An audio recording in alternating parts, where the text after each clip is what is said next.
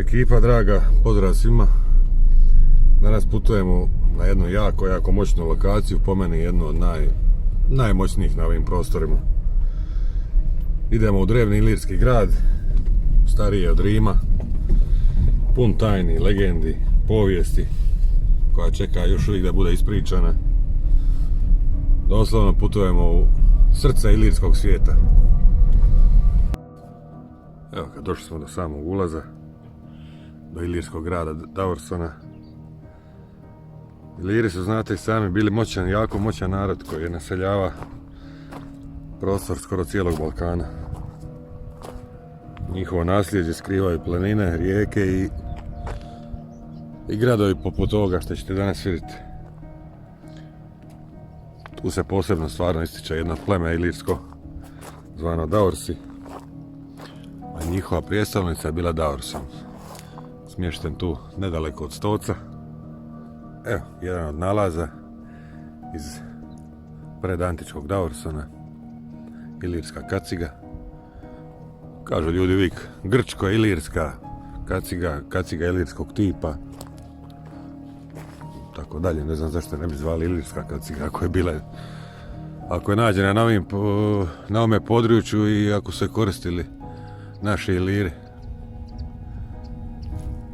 Po meni ilirska kaciga. Ovaj grad, evo čuli ste možda, zovu i balkanski Machu Picchu jer posjeća na južnoamerički grad, isto visoko u planinama. Gledajte ovo. Nevjerojatno. Smješten naravno na pravoj poziciji, jer pogledajte šta je dolje. Jako teško pristupačan, praktički neosvojiv. Evo ga sami ulaz.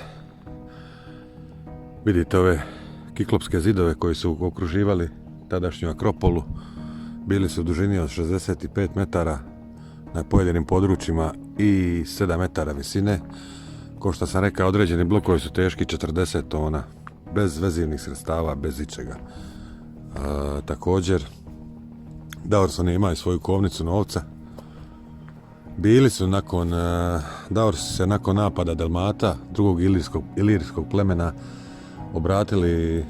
obratili su se Rimu za pomoć i bili su jedno dobro vrijeme njegovi saveznici.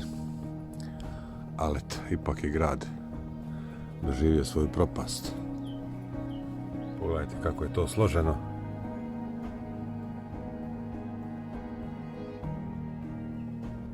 Kasnije ću vam malo pokazati snimke drona, čisto da steknete pravi dojam koliko je ovo u stvari.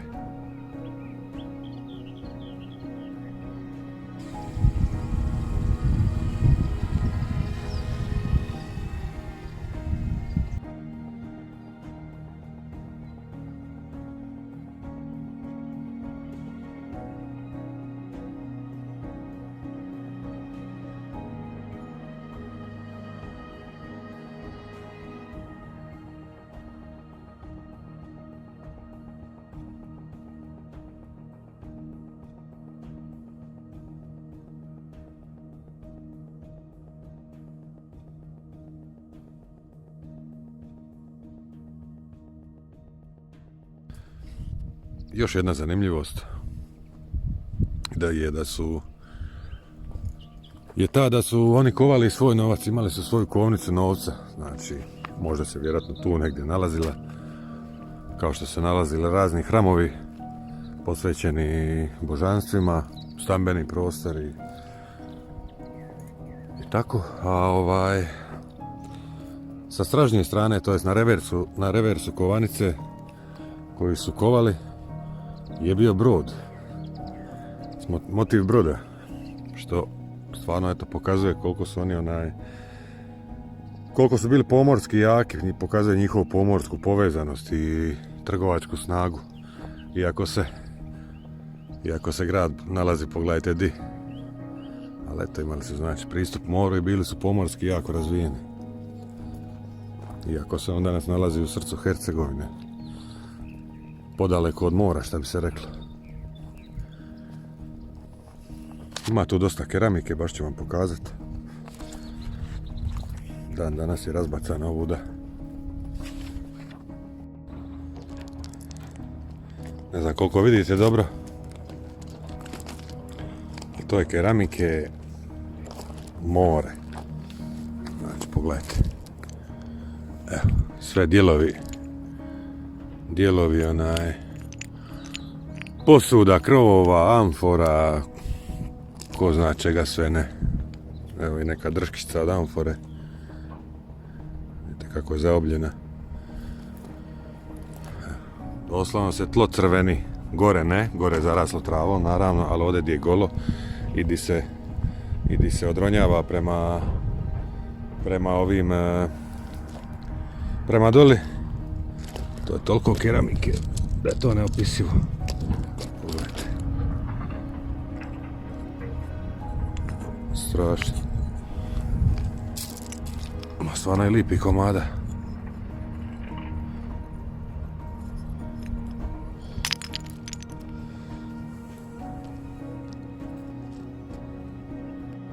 Evo, ovaj komad je ručno ukrašen, vidite. Ima ove žljebove. Sigurno dio neke posude. Baš je fora, evo, držati.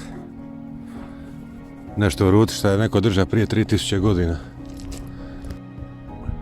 Puno ovdje nađeno arheoloških nalaza. Od kaciga do kovanica njihovih, fibula, ukrasa, ostalih nalaza iz svakodnevnog života.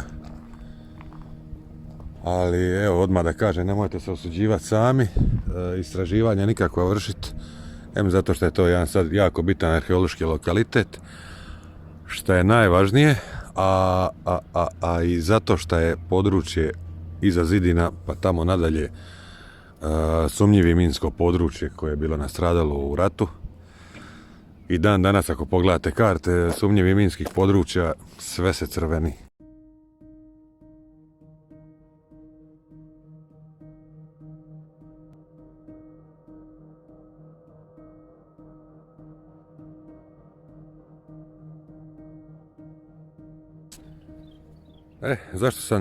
Zašto sam video nazva Davorson, Ilirska Atlantida Balkana?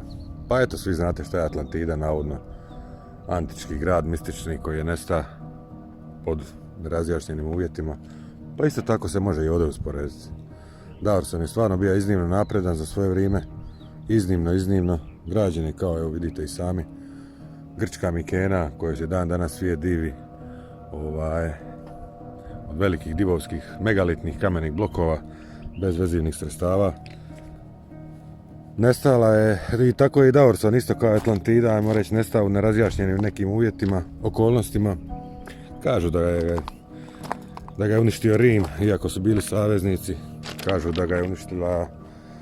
da su ga uništila druga ilirska plemena, kao Delmati.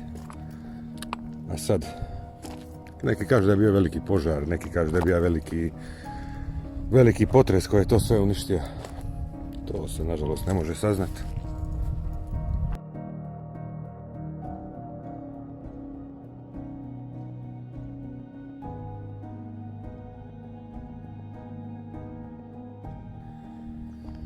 Nažalost, evo, ja sam tu već 3. put, 4. ne znam ni sam.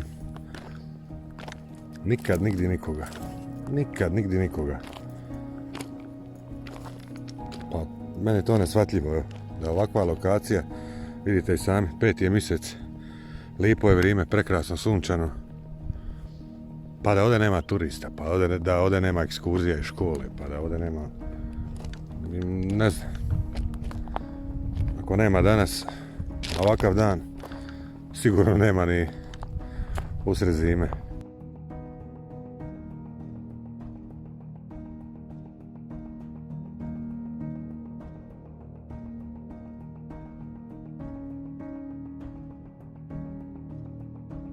Obavezno posjetite ovu lokaciju.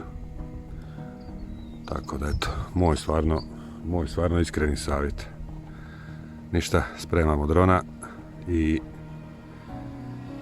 gibamo.